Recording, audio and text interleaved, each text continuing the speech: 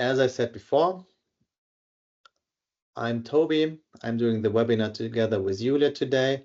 Also, Irina is helping out. She will actually share her screen during the demo. The webinar is being recorded, so you can rewatch it at any time. We will send you the link to the recording tomorrow morning. Yeah. Yeah. Without any, did I forgot anything to mention in the beginning? No. Let's start. We're ready.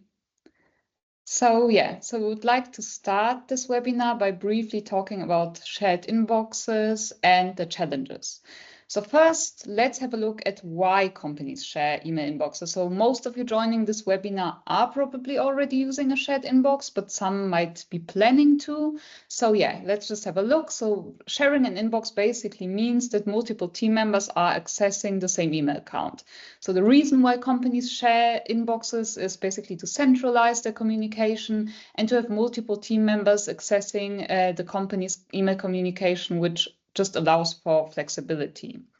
But now we're coming to the problem that everybody who works in a shared inbox is facing, and that problem is that email inboxes are simply not designed for sharing. So we can see that on the next slide. So email inboxes are basically built for individual use, but they don't really offer any real-time collaboration features. And the more team members are working in a shared inbox, the more confusing and the less productive everything gets. So if you're using a shared inbox, you only know too well which challenges it brings about. We can see those challenges listed on the next slide. When multiple team members are working on the same emails, this always creates collision, and it's never quite clear who is responsible for which email. So you don't know if somebody else is maybe already taking care of the email you're about to reply to. And basically you end up finding workarounds to better work in a shared inbox, but those workarounds are never ideal because, as said, email inboxes are simply not designed for sharing. So now we're looking at now that we've looked at the issues with shared inboxes, we come basically to the solution for all of these problems. So we at Mailbutler have been working hard in the past months on introducing shared inbox collaboration features. So those features make working in a shared inbox super easy, super straightforward, and they basically turn your shared inbox into a collaboration hub. So we've listed all of those awesome features for you on this slide, and you'll now learn all about it in the live demo. So now we start with our live demo. Good. Irina is going to share her screen. Yep. And as you can see, Irina is using Apple Mail. But important to know for all of you, Mailbutler also works for Gmail and Outlook. And it will be nearly the same because the inbox or the collaboration feature or sharing feature is placed in the Mailbutler sidebar, and the sidebar looks the same for all front ends. And the good thing is, even if you're sharing an inbox, an email inbox on different front ends within the teams, let's assume, for example, I'm using Gmail, Julia is using Apple Mail, and Irina is using Outlook, and we are all sharing an inbox, the same feature would work even. So the synchronization is cross-platform. Yeah, but let's have a look at the feature. As you can see, Irina is in her inbox. She has a Google address account there. And this Google address account is used by Irina, Julia, and Ayla. So 3 people are sharing that email address or not sharing, they're working together on that email address. So whenever an email comes in, someone of them takes care of it. And so Irina, for example, has an email open copy of invoice. So it's an invoice related email. And while she's viewing it, she sees, okay, Julia's already also viewing this email. So let's assume Julia's already working on it. So let's move on to the next email. Here, as you can see, there's not that banner. So no one is working on it. So Irina is reading through it and realizes, okay, that's not my topic. That's a topic Julia is normally taking care of. So she opens the assign button, which is placed there, and assigns the email to Julia. Clicks on it. Yeah. And now the email is assigned, and Julia would even receive a real-time notification. Let's do it the other way around. And Julia, maybe you can assign an email to Irina. Yes.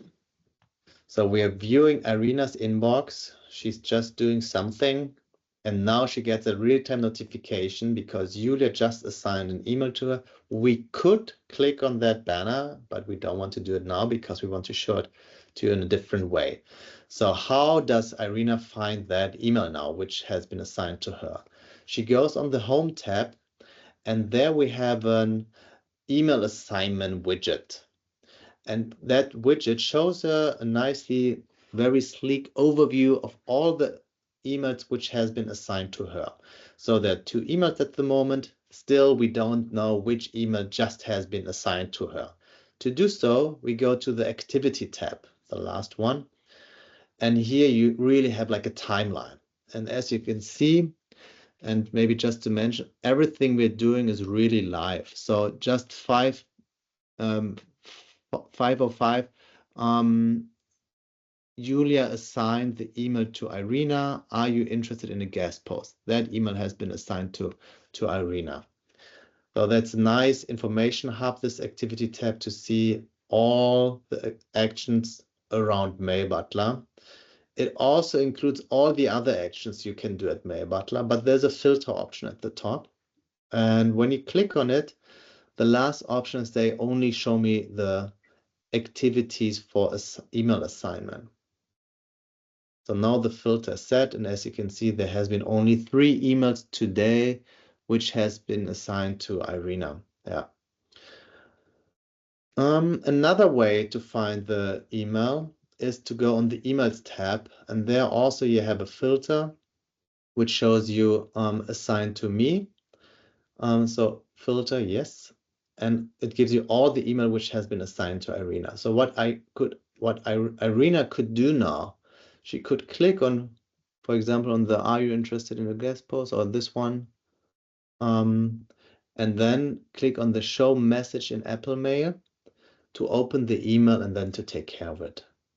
Let's assume Irina just entered this email. So what she can do now, this email is done for her, so she can mark the assignment as done. So when she goes back to her Home tab now, there's only one email assigned to her as a to-do for her. The other one is already finished.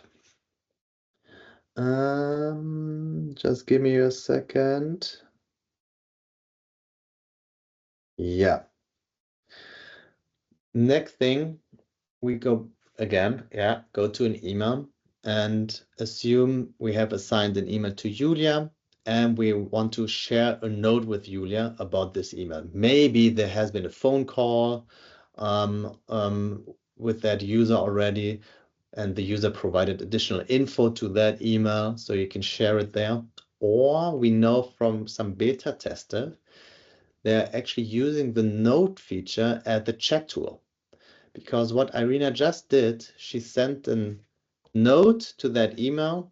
Julia also sees that note. And what Julia could do now, Yes. also place a note below it. We even see that Julia is adding in the banner at the top that Julia is even writing a note at the moment. So we know, okay, Julia was kind of answering. Yeah, Irina needs to refresh it, and then you see, okay, there's another note. So what Irina could do is sending another note and back and forth. But most of the time, you don't need that much communication for one email. Good. The same approach, like with the note feature, could be done with a task. Maybe go back, add a task here. Yeah.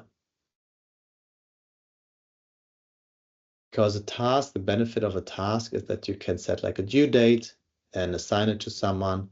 So for example, Irina tells Julia to schedule a demo call with that user and to do it until tomorrow. Yeah. Good. Another sharing feature is our tags feature.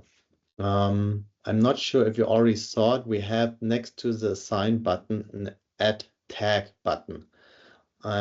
Clicking on it, you can add all kind of tags to an email.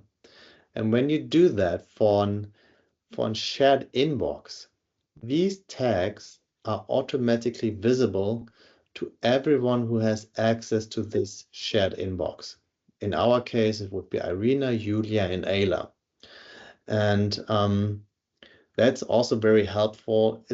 You can compare it with notes. Sometimes it makes sense to add a note, but if you want to work more like with categories, you could, for example, come up with urgent tag, or high, low, high, medium, or low priority tags, or in progress, waiting for response. All kind of these tags you can use here, and you can come up actually with all kind of tags which fit into your workflow.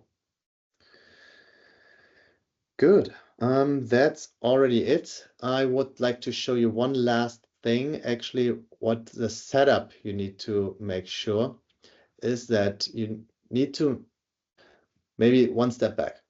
The first thing is these three team members, Irina, Julia, and Ayla, of course, they need to have the same inbox in Apple Mail or Gmail or Outlook to receive the same emails. That's why it's called a shared inbox then. Then they need to all have installed Mailbutler. And on top of that, they add each other's as collaborators. So you can share stuff, and Mailbutler knows that you're working in a team, so it links your accounts. To do so, you go in the three-dot menu on the and then Preferences. And here under Collaborators, you invite your colleagues who have been also using the same inbox. And as you see in the list, you're inviting Ayla, perfect. You see that Ayla is still pending, so she needs to confirm it. But Mailbutler already recognized that Ayla has access to one of the inboxes Irina is using, and marks it as add this tag shared mailbox. And as you can see, it's also for Julia and for me. I also have that inbox, actually my Apple Mail. And that's all you need to do. It's no setup, no infrastructure setup, nothing. The rest is all done and handled by Mailbutler automatically. Yeah. So it's super, super easy to set up. Yeah. Julia, go ahead. So exactly. So yeah, so in the presentation there's been on this live demo, there's been quite a lot of information. So we're just showing you an overview of all Mailbutler's new shared inbox features. And we also have a support center article that explains step to step how to use the features, of course, and you can always rewatch this webinar. So you always have access to information about this. And of course, you can also send us an email with questions if anything is unclear. Yeah. So yeah, now that we've seen the collaboration features live and we know how they work, it's time to look at the benefits. So so by turning your shared inbox into a collaboration hub, you're basically increasing your team's efficiency and productivity, as well as the transparency, because you always know who is working on which email and when. So basically with the suite of features, which is designed especially for shared inbox collaboration, you're just streamlining your whole workflow, and by doing that, of course, improving the communication with your customers. So these are the huge benefits of this feature. And now we've already come to the end of this webinar, and basically, it's your chance, like we said, to ask questions, but also apart from questions, we would also very much appreciate your feedback, like maybe you thought there's a feature missing, or maybe you thought something could be improved. So it's like your chance basically to participate in the development process. We're